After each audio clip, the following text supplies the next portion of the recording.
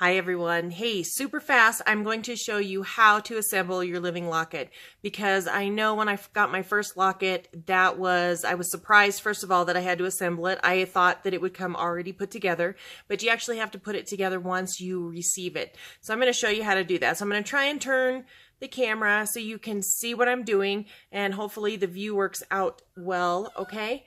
All right, so I'm going to switch down here to my little station.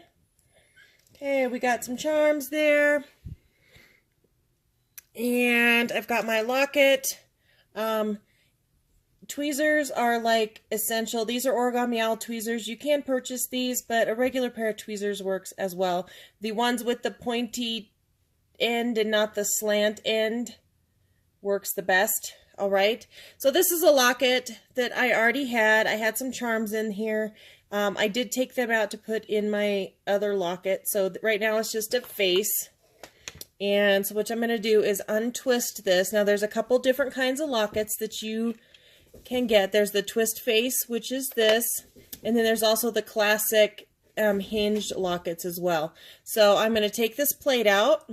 Okay, so I'm going to put a new plate in. I do like, if I'm using an existing locket, I just use these the ones you get from the eyeglass places, and I just kind of clean out the inside a little bit. Make sure there's no fingerprints on the inside. I don't want fingerprints on the inside of my locket. And then I'm going to take the new plate. I love inscription plates. I love a plate in the back. I just think it adds a little something and helps your charms stand out. And this one says, "Let the journey begin." Okay, so I'm going to add that plate in there. Hopefully you can see that. And I'm going to use my tweezers. And I have a golden snitch charm. Golden snitch charm. And a Deathly Hallows charm. Okay, Deathly Hallows. I'm going to put those inside. Oops, that guy just stands right up. I'm going to put those inside. And then I'm going to twist. Actually, before I do that, I'm going to kind of wipe off the inside of the locket a little bit. It's kind of hard to see.